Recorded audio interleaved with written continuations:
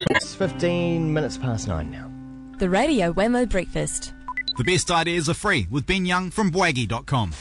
Indeed, bwaggy.com, and also the same on Twitter as well.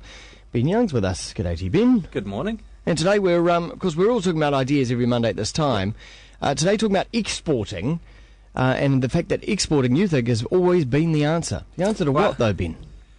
It's that time of year where it's the end of tax year. People are starting to look at how we're performing compared to other countries. And there was a productivity report last week, and I think in the OECD it placed us at 42nd. We've slipped again. And to be honest, we just keep slipping. Yeah. We're not really making any true gains on that list. And I'm just like, well, why does this keep happening? Why aren't Kiwis motivated enough to increase their productivity? And I read a report a few years ago, and it said there is an interesting trend in New Zealand that, firstly, we're one of the top watchers of TV, like TV viewing hours in a week. Yep. On the other side, though, we also spend one of the highest amounts of time outdoors. But there's so many good TV programs on at the moment, Ben. Don't you know? There's so many good series coming out from the States. They just keep feeding it to us. That's true, but it's quite this contradiction that we're up there on the TV viewership, but up there on the outdoors side. Yeah.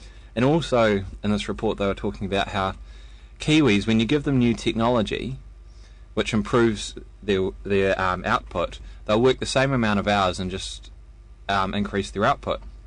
At first, you're like, well, that sounds smart, you know. Ben works, say, 40 hours a week. He can increase his output by 20%. He does that. Now the company earns more. The issue with that is that the first time sounds good. Yeah. But when you're looking at second, third, fourth, fifth and sixth innovations, which in the New Zealand economy can happen quite a bit, people start to get fatigued because the last time they experienced innovation, all it resulted in was the same amount of work. There was no marginal benefit to them. Right. So the same amount of hours worked each week. Yeah. So what happens is that by the third or fourth innovation, you just build up this defence that, well, should we really innovate or try this? Because the difference to me is nothing. I just work another 40 hours a week. Yeah. And so this is actually a bit of a clincher, and we can see that in this productivity report. We just keep slipping relatively to other countries. So what should we be doing differently? When a new innovation comes along? Well, I think we just need to, when you get a new innovation, adapt for it, and don't just work the same amount of hours. Reevaluate your input based on the amount of output you get. So if you can achieve 40 hours of output in 20 hours, do 20 hours. What do you do with the other 20 hours? Pick up something else, or try something new, or try out some new ideas. You mean don't convert that into leisure time, but actually convert that time into... convert that to leisure time. Maybe it's reading books, you know. But we're already watching too much TV and spending too much time outdoors. Well, maybe there's room for a third option there. Yeah. Maybe it's getting fit. Well, what you're saying is that we're not working smart. Yeah, we're not working smart. When you look at productivity per worker in New Zealand versus other countries, ours is horrendously low. Now, France was widely criticised for dropping their working week. Did they drop it to 30 hours or 33? It was one of the two. It's much lower than New Zealand. Yeah, I think they've but their output has stayed relatively the same and actually increased. Yeah. Now, that's a huge impact when you think of a nation of people decreasing their work hours by 25%, yet achieving the same amount. Yeah. Suddenly everyone has more time to invest in their family, or working for charities, volunteering, putting back into the community, more leisure time, which helps them improve their We could already just work 4 days, because our fifth day is spent on Facebook anyway, isn't it? Well, yeah.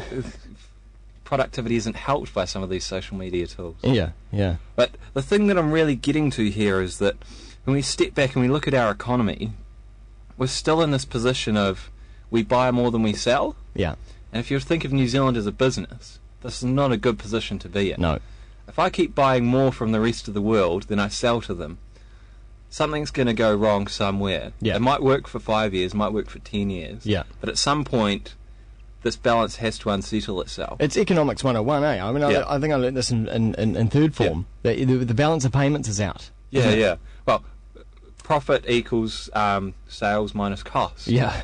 And at the moment, this equation is topsy-turvy, and it has been for quite some time. And to put it into perspective, the last trade deficit reported was $347 million.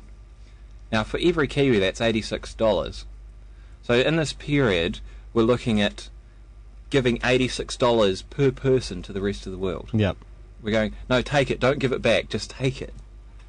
Now, that's almost the definition of insanity, if you ask me. That's crazy. Who's at fault there? Is everybody at fault? Is it just everyone who wants to buy something from Amazon at fault? You can't walk around going, your fault, your fault, your fault, not your fault. There are bigger trends at hand here. Because I'm pretty keen to import another nice pair of cowboy boots from the States soon. So, well, that almost comes down to free market economies. If we buy Kiwi leather boots versus ones from the States, which one makes them more efficiently? They don't make them as good as you. Yeah. Well, what are you doing? But I just want to bring it back to Kiwis really, really need to focus on exporting. It almost needs to become the personal mantra of every small business. What can we do to increase our export income? Because I think that, especially in the digital age, there is huge potential for everyone to create some export income. Yeah. In terms of, if you're a small business plumbing, maybe sell some of your IP or share some of your ideas online. If you're a manufacturer, maybe set some targets for export income over the next 5 years. And there's some definite markets have opened up recently, Asia being a huge one. Well, the thing is, wherever you go in the world, people love the Kiwi brand. They want to buy from us. They just need to be told how. And there are emerging markets in terms of Fonterra's pushing into a lot of them, but that tends to be a bit more agriculture. Weta Digital is doing amazingly well. I think Weta this year will be the second biggest employer in Wellington, second or third. These are great success stories, but the ones we always hear about, don't we? Weta and Fonterra. But the issue is that no matter what market conditions, there are always going to be success stories. There's always going to be someone that pops up above the rest. What we want to do is push the bar higher, so our success stories are even bigger, and also increase the depth with each and every business. If the mantra of each and every business in New Zealand was, instead of scrapping out with the local guys for a small piece of the pie, we scrap out globally for a niche part of the pie. Yeah. Can we use, are you an example? Do you export? Yeah, I export quite a bit. With my first book, I export ideas through my blog, and then people buy some of my content. I don't export as much as I'd like, but that's definitely something I'm working on. Yeah. So you're exporting in the digital realm, but also in the physical realm with books. Yeah. Well, the interesting thing is my books are printed in the States and then shipped to the world from there, and the profits get sent back to me here. Yeah. So that's a bit of a win for us on a small scale. Sounds smart. Yeah. But if everyone could adopt this, this kind of mindset that we need to get more of our ideas out there in the marketplace. Yeah. It'll be a massive difference for New Zealand. Imagine instead of us all giving $86 away, we're all getting $86 back. Yeah. And that money is going between Kiwis within New Zealand. It'll be quite a win. That would go a long way to well, you wouldn't be moaning at the government for certain things. In fact, the government wouldn't figure so much in your life, perhaps, either. It would make the cash flows within New Zealand flow a lot easier. Yeah.